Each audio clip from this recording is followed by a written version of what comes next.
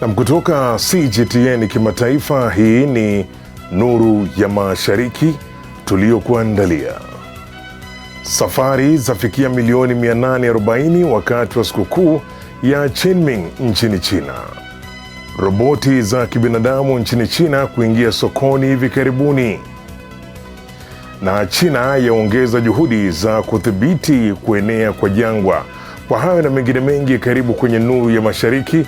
Jina langu ni Jacob Magoa, usiondoke.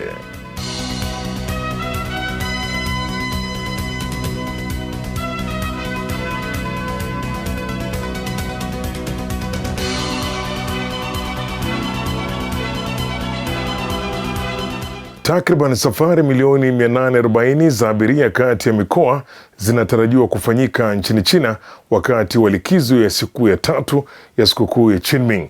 Na kama anavyoarifu Simi Wanjala, hili ni ongezeko la 6% ikilinganishwa na kipindi kama hicho mwaka jana. Shughuli za kumbukumbu ziliandaliwa katika makaburi ya mashujaa kote nchini China siku ya Jumapili kuadhimisha sikukuu ya Qingming, maarufu pia kama sikukuu ya kusafisha makaburi, ambapo wananchi hutoa heshima zao na kuwakumbuka waliotangulia mbele za haki. Katika siku ya kwanza pekee ya likizo hiyo, zaidi ya safari milioni 300 zilirekodiwa, ikiwa ni ongezeko la 4.5% ikilinganishwa na mwaka uliopita. Sekta ya reli na barabara kuu zilishuhudia rekodi mpya ya idadi ya abiria siku hiyo. Mfumo wa reli nchini China unatarajiwa kuhudumia safari milioni 20 siku ya mwisho ya likizo, huku treni 1399 za ziada zikiongezwa kukidhi mahitaji makubwa ya wasafiri. Miji kama Shenzhou, Changchun, Wuhan na Xi'an imeongeza huduma na treni ili kupunguza msongamano. Aidha, idadi kubwa ya watu imechagua kusafiri kwa magari binafsi kufuatia sera ya kutotoza ushuru katika barabara kuu kwa magari yenye abiria wasiozidi 7. Hali hii imesababisha msongamano mkubwa wa magari, hususan katika maeneo ya Guangdong, Hong Kong, Macau na Delta ya mto Yangtze. Sekta ya usafiri wa anga inatarajiwa kuhudumia abiria milioni 1, huku usafiri wa majini ukitarajiwa kufikisha zaidi ya safari milioni 1 katika siku ya mwisho ya likizo. Mbali na shughuli za kumbukumbu, sikukuu hii pia huwapa wananchi fursa ya kupumzika na kushiriki shughuli za nje pamoja na utalii wakati wa majira ya kuchipua yenye hali ya hewa ya kupendeza. Na idara ya mambo ya ndani ya Afrika Kusini imeongeza muda wa neema wa visa hadi tarehe 30 Juni mwaka ujao, hatua ya kimkakati inayotarajiwa kuimarisha sekta ya utalii nchini humo na kuvutia wageni zaidi wa kimataifa, kama anavyoripoti Khamis Darwesh. Chini ya sera iliyorekebishwa, raia wa kigeni ambao wamewasilisha maombi rasmi ya visa, misamaha na rufaa kupitia njia rasmi ndani ya Afrika Kusini wanaweza kuishi kihalali nchini humo na kusafiri kwa uhuru kuvuka mipaka yake wakati maombi yao yanaendelea kushughulikiwa. Wadau wa sekta wanaamini kuwa serikali ya Afrika Kusini ilizindua hatua kadhaa za ziada ili kufungua kikamilifu uwezo wa soko la utalii pamoja na kuongeza muda wa neema wa visa.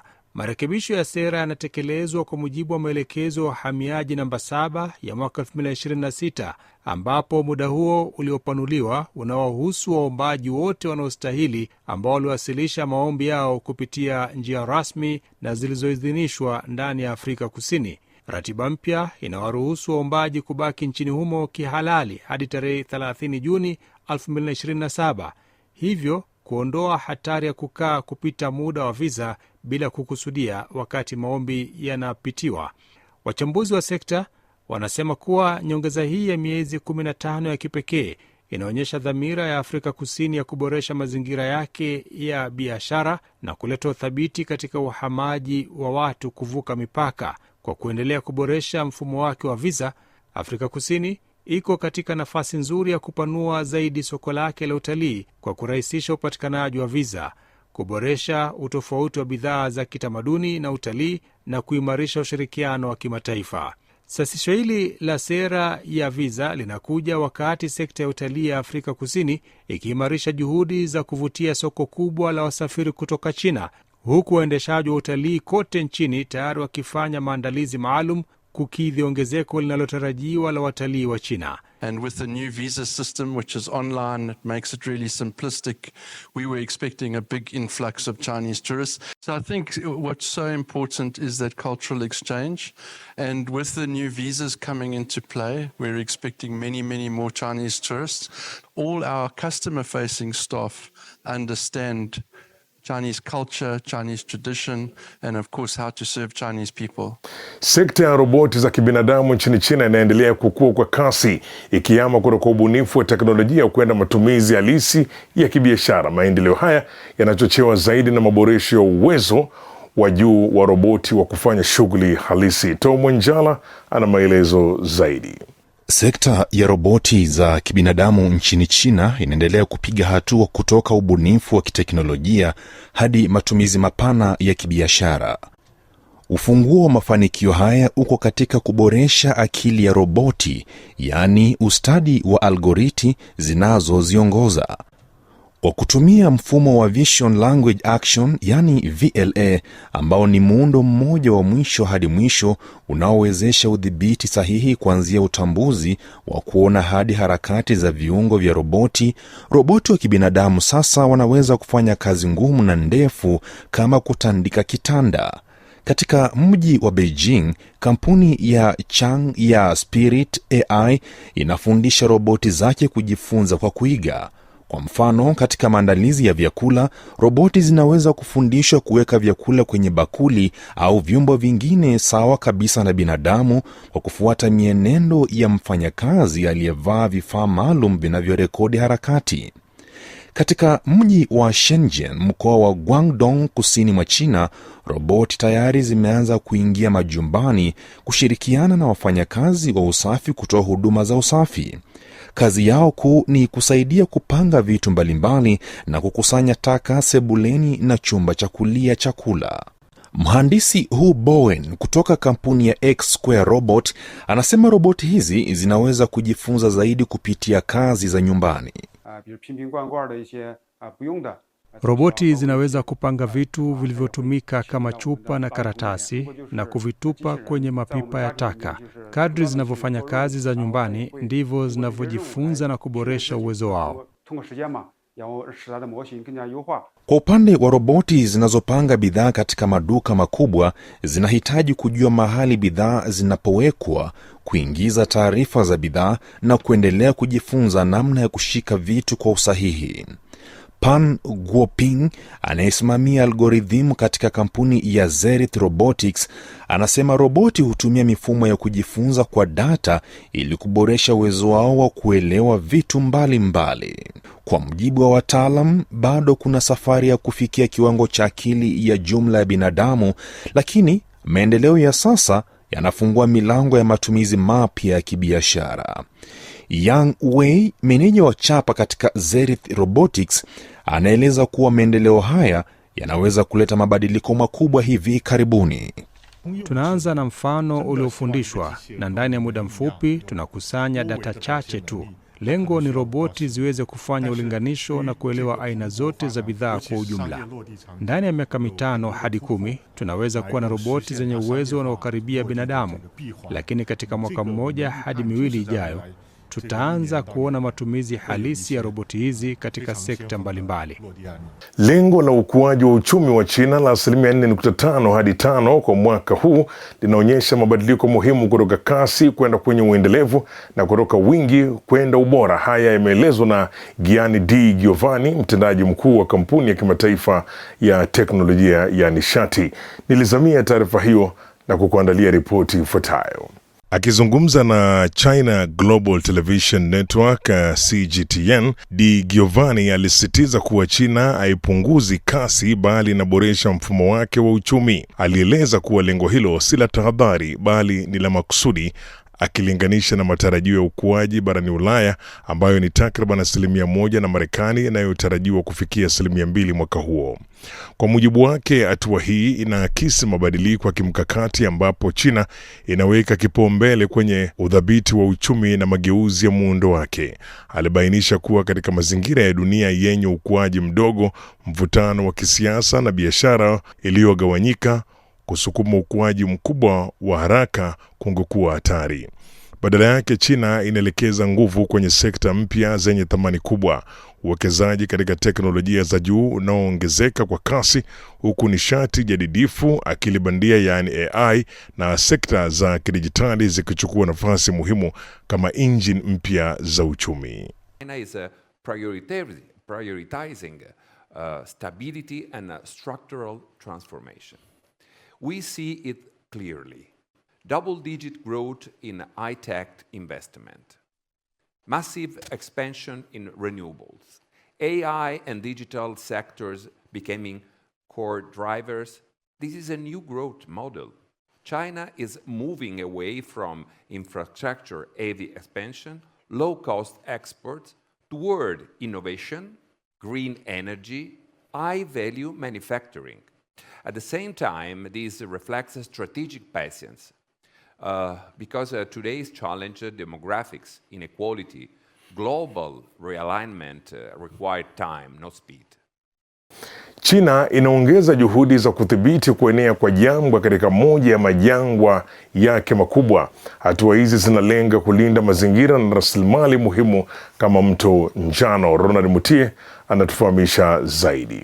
China inaongezea juhudi zake za kudhibiti kuenea kwa jangwa katika jangwa la 4 kwa ukubwa kwa kujenga vizuizi vya majani kando na mpaka wa jangwa. Katika mji wa Zhongwei ulioko kaskazini magharibi mwa China, katika mkoa unaojiendesha wa Ningxia-Hui, takriban wakazi 2000 walikusanyika kuweka safu ya vizuizi hivyo vya majani.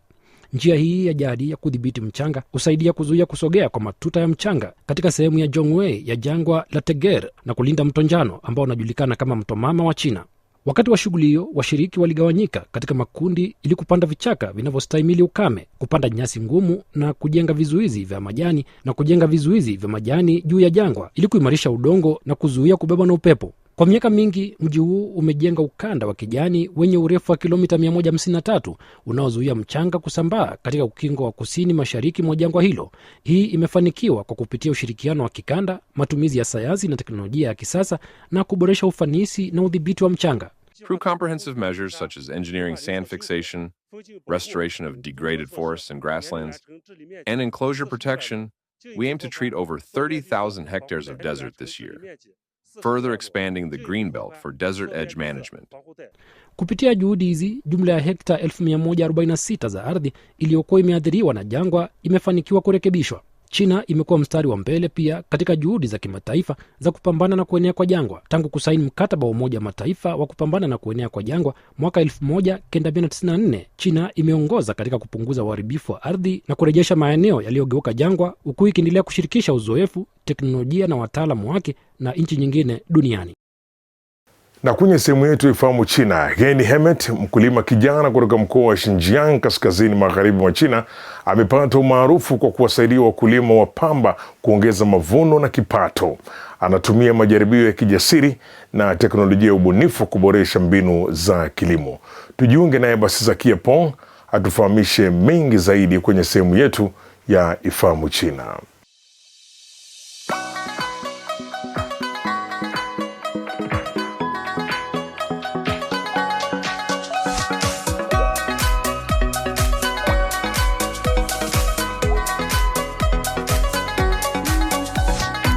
Ujambo na karibu katika kipindi cha Ifahamu China. Mimi ni Zakia Peng.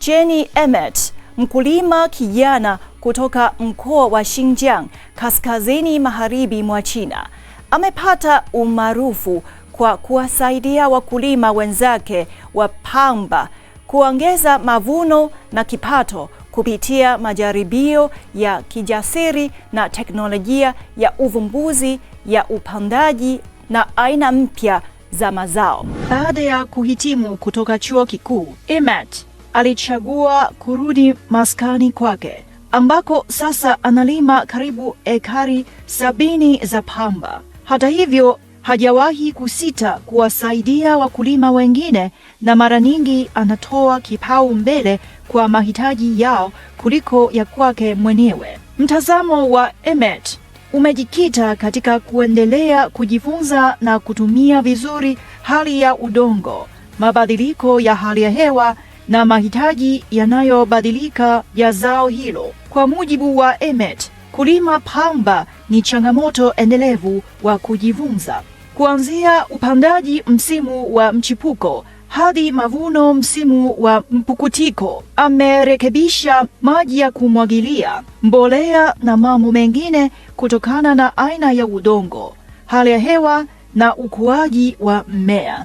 Utayari wake wa kukumbatia majaribio ya kilimo umemfanya kuwa mtu wa pekee katika mkoa huo ambao wakulima wengi wanachukua tahadhari kubwa kuhusu mabadiliko.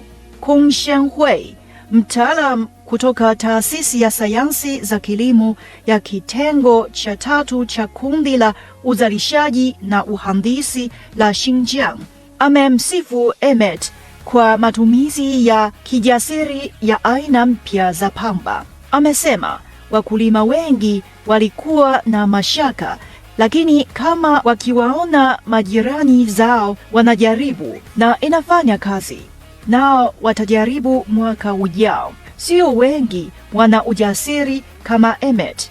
Uvumbuzi mmoja mkubwa ambao Emmet anaushabikia ni mwagiliaji wa matone, ufundi unaohifadhi maji ambao mwanzo ulipokelewa kwa wasiwasi. Utepe mwa kumwagilia unafukiwa chini ya udongo, hivyo hakuna maji yanayoonekana kwa juu.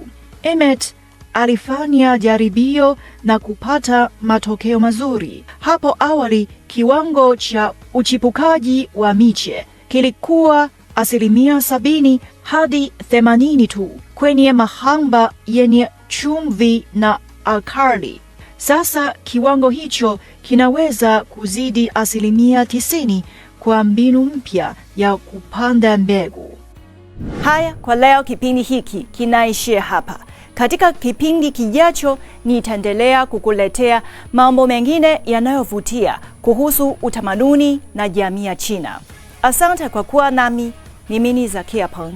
Kwa heri.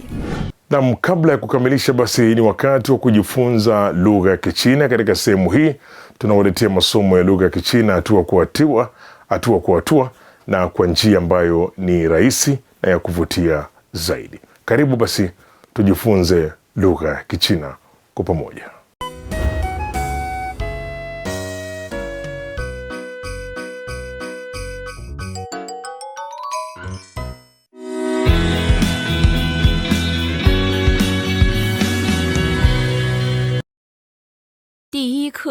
Ni hao. Mambo. Karibu katika daraja la Kichina la YCT. Somo la YCT ni mfumo wa mafunzo ya lugha ya Kichina unaoongoza watoto kujifunza Kichina kwa ufanisi na kuinua kiwango chao cha uelewa wa lugha ya Kichina kwa pande zote. Kwanza, tuanze kwa kuchangamsha akili zetu. Chagua maneno yanayofaa kwa picha zilizo hapa chini.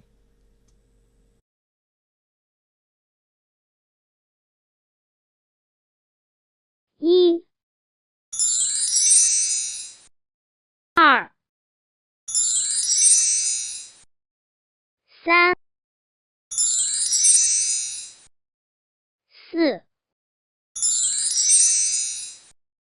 4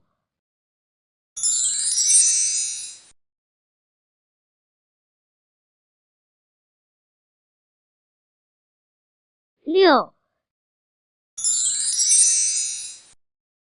6 7 8 9 10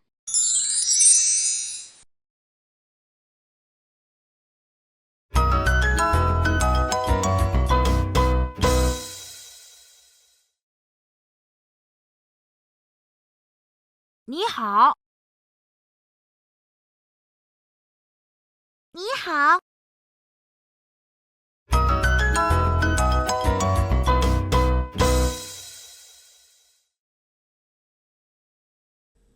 Jinsi ya kuwasalimu wanafunzi kwa Kichina. 你好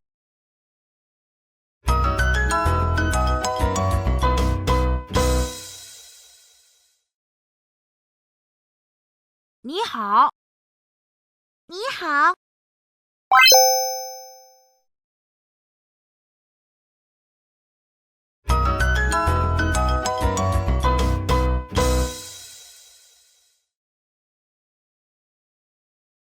老师好。你好。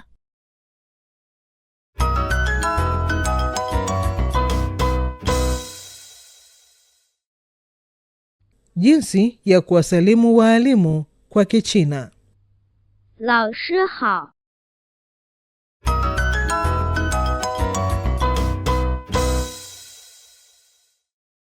老师好。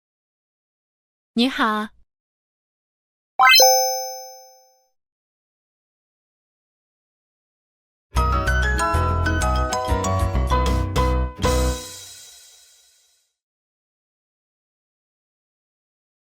再见。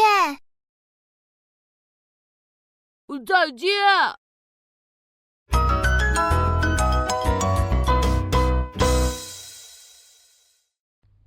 Jinsi ya kusema kwa heri kwa Kichina.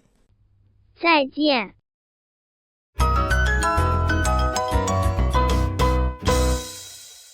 再见。再见。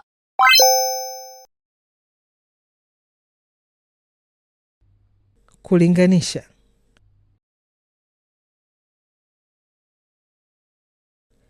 Chagua njia sahihi ya kujieleza kutokana na picha.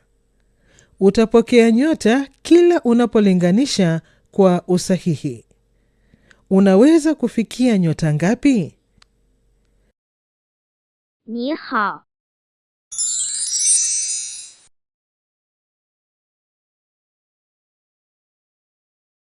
C。老师好。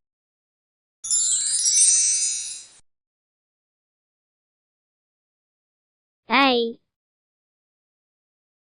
再见。